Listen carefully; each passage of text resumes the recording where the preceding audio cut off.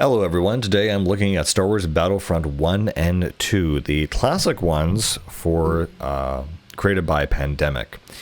So, I mean, right off the bat, these ones are the ones that are the classic games, the ones I really prefer, compared to EA's Battlefront, obviously, and DICE, and, you know, it's just kind of like a worse version of Battlefront, or Battlefield rather, while Battlefront this is a classic game. It's really amazing.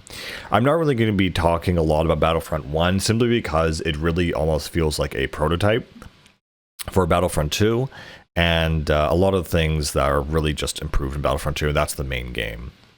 The other thing in Battlefront 1 that you could not do in Battlefront 2, for example, are things like you were able to actually get in ships and fly them around, certain levels, because there weren't space battles. So you could take things like A-Wings and whatever in Bespin and Cloud City, and you were able to land them on certain platforms.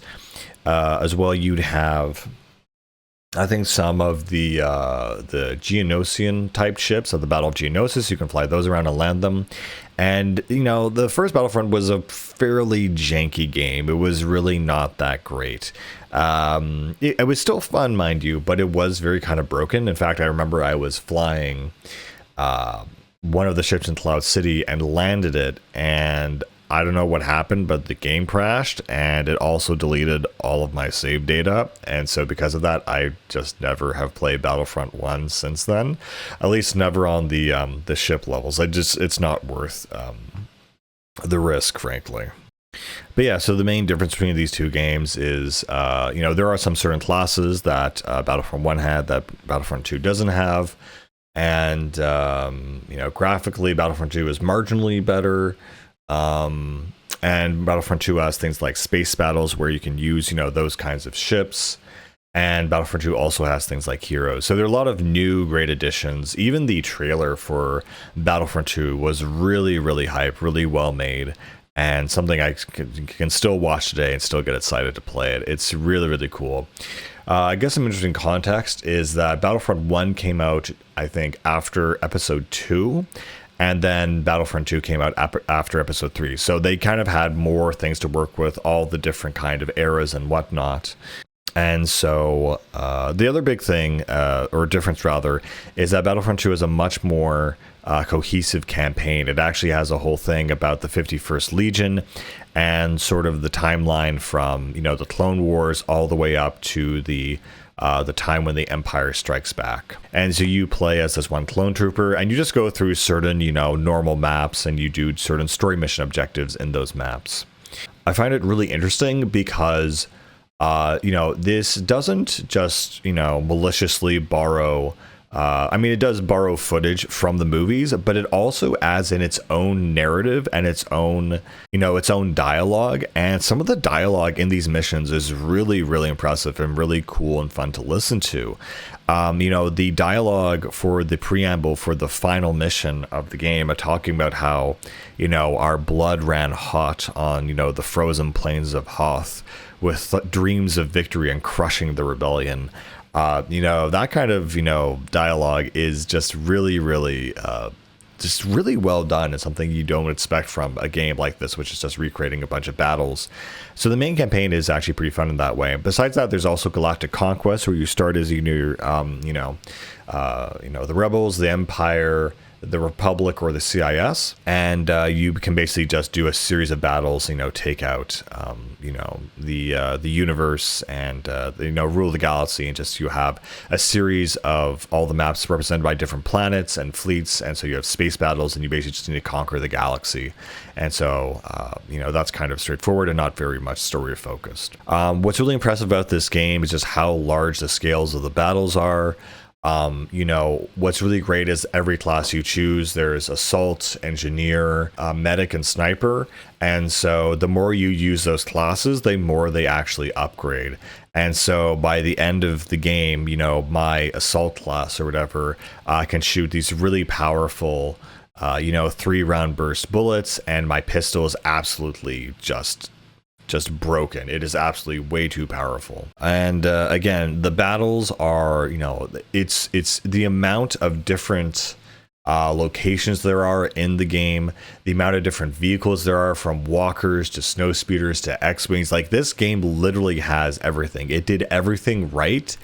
And, you know, despite the scale of all of these things, it was actually able to, you know, like, pull it off really well. You'll notice on the main menu, you definitely have, you know, scenes from the movies kind of collaging in the background, but a lot of the in-game cutscenes are really done just kind of like with the in-game engine, which is, again, is very impressive and shows kind of like how committed they are to this project. I mean, aside from the main story, which is really kind of not the main pull of this game, it's just a very nice surprise. It's really the multiplayer and the fact you could team up with a second person and just, you know, do split screen and go up against an entire massive army. You know, every map is very, very interesting and diverse and has different geometry, which makes it very cool. Some of my favorites would be, I don't know, probably Geonosis. Jabba Hutt's palace is really fun and weird because you're always enclosed in that one, which is very unusual.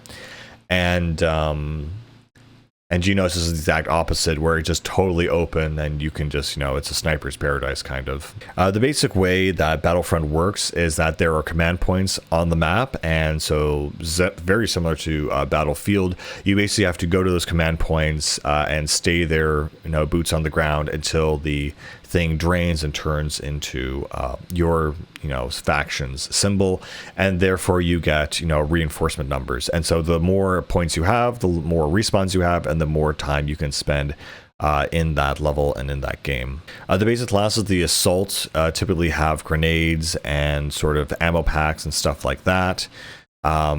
As well as, you know, a rifle and a pistol.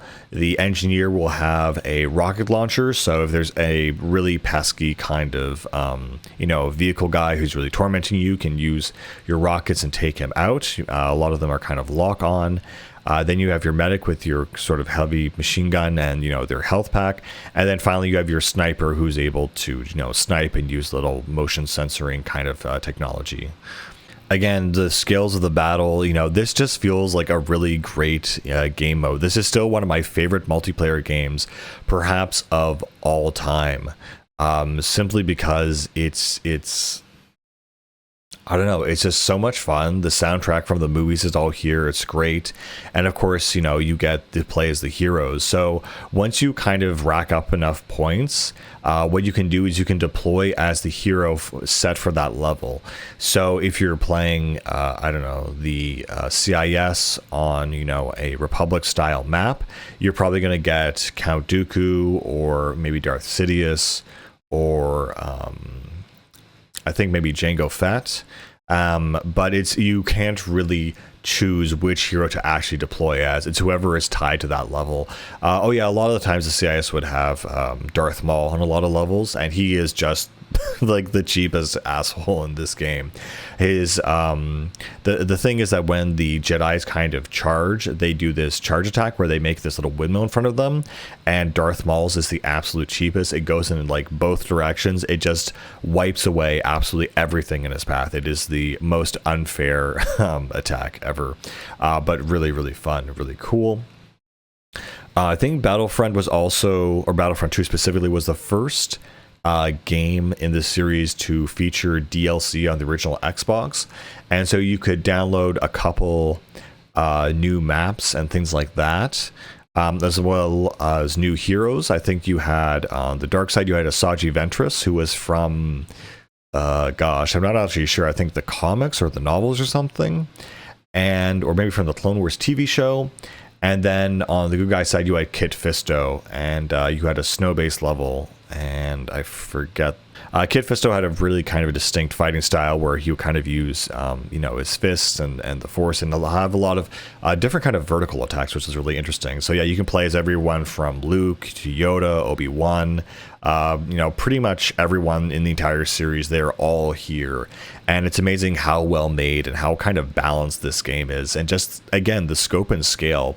You know, back in this kind of time frame, having more than you know, 5 to 10 enemies on screen is still something that a lot of developers struggled with, even up to maybe the 7th gen. And in basically the 5th gen, they are able to make these huge, massive battles, which is just, again, like crazily impressive. Aside from the heroes, you of course get massive, vehicles. There are the walker tanks and the Battle of Geonosis.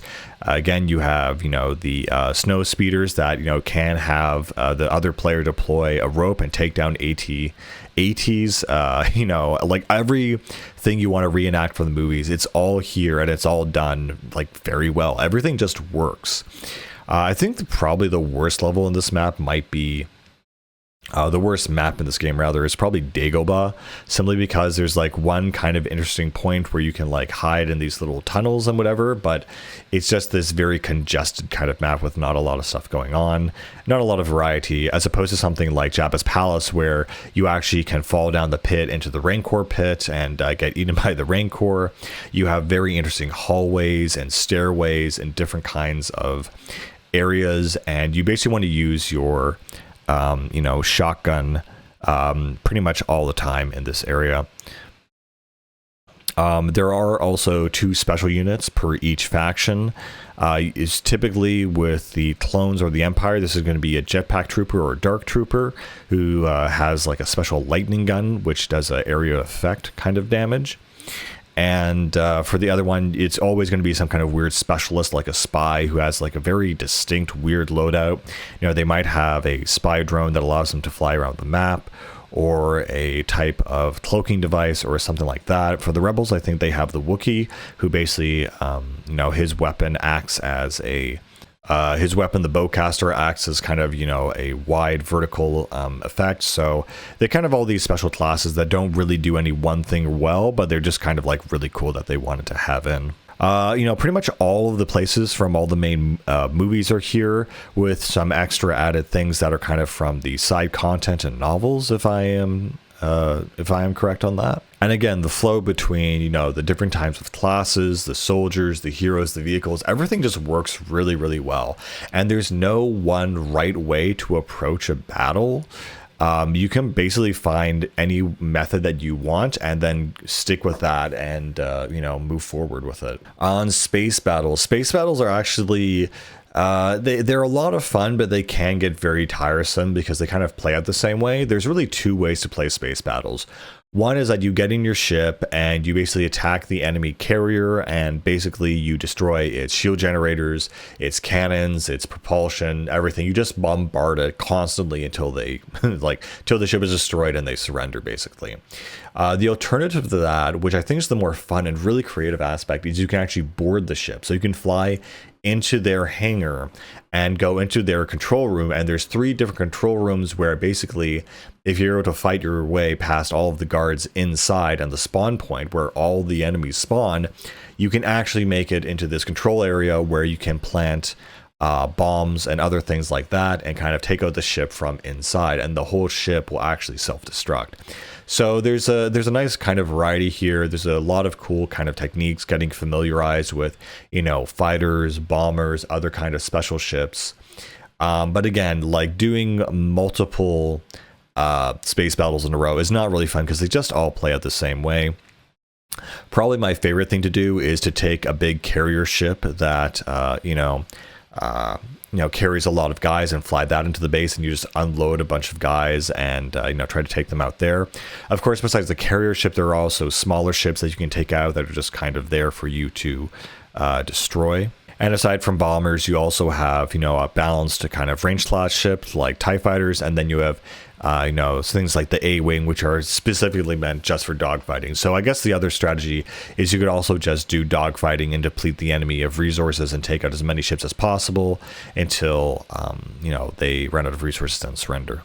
And of course, what is nice is that each ship for each faction slightly differs. A bomber might have a different kind of style to it or a different kind of mechanic to it, while the Rebel and, Empire kind of bombers or fighters are going to be different as well in that regard. And again, your loadouts for the space battles, you only have two types of guys. One who's basically a pilot that is good at flying the ship, and the other guy who is supposed to be kind of the marauder who is going to go, and raid the enemy ship. Most of the heroes pretty much work the same way. Most of them are Jedis, but there are a few gun wielders like Han Solo and Boba and Jango Fett who, have burst fire style, style attacks.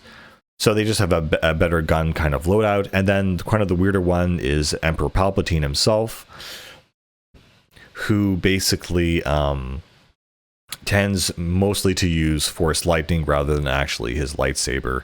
And so he just has a whole area of effect kind of technique. What's also interesting about the heroes is that when they are defeated, they don't say they've died, but they say that they're going to retreat, which is a funny little nuance, I guess. And of course, what the cool thing with the heroes is that although they take damage normally like all the other kind of troopers, they have a lot more health. And the thing is, the more enemies they kill, the more health they actually recover. So again, someone like Darth Maul and Palpatine, they can just destroy everything in their path without worrying about their health, really. But over time, your health will just the amount of health you get will sturdily slow decreasing. Another thing, of course, you can do in space battles is take control of the ship's turrets and use those from afar and try to take out other fighters that might be coming in. So again, you can do almost everything you want in this kind of game.